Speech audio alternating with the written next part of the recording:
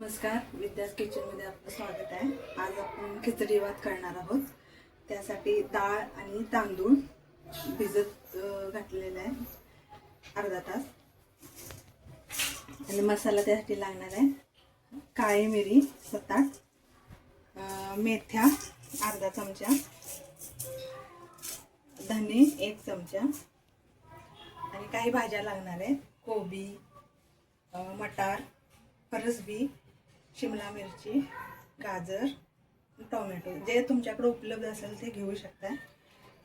आता ह्याचं आपल्याला थोडंसं आपण हे गरम करून वाटण करून घेऊयाचं। थोडासा आपण गरम करून घेऊया थोडे, थोडा सुगंध येऊ पाहिजे, वाटायला सोपे जाते।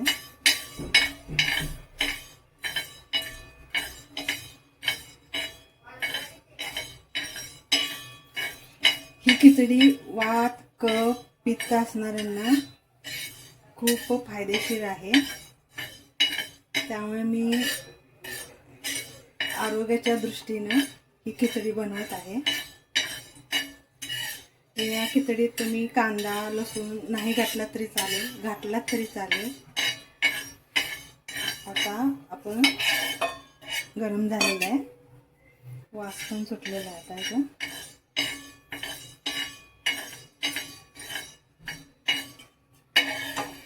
थोडंसं मिक्सरला आता आपण फिरून घेऊया।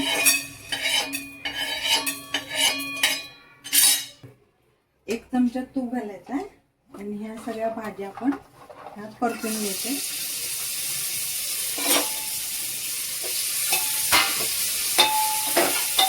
तांदूळ आणि डाळ घालून घ्यायचे।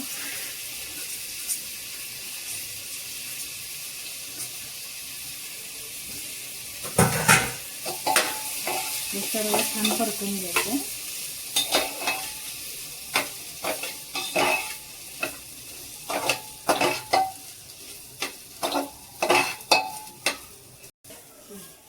हळद थोडी घालून घ्यायची।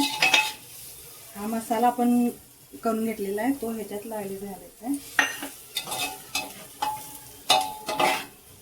आणि नेहमी भात करतोय असंच आपल्याला करायचं आहे।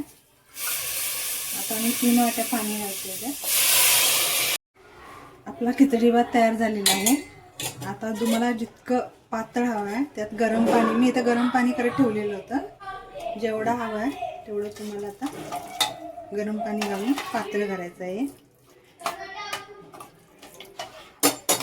हे बघा असं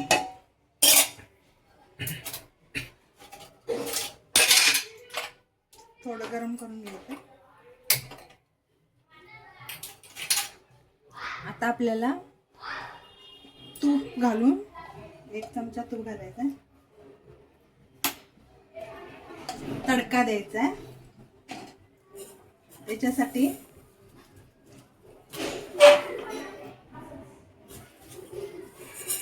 जिरं, मोहरी,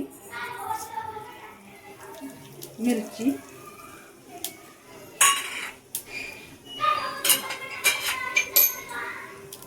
लसूण घालायचं।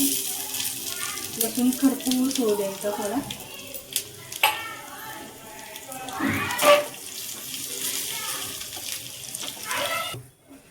हा असा आता खरपूस थोडा करून घेतलेला आहे आणि आता तडका देऊ आपण।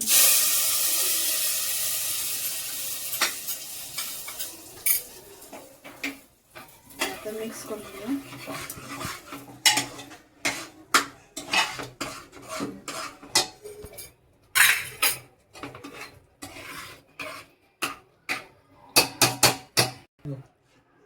ही आपली पौष्टिक सारस्वत खिचडी तयार झालेली आहे।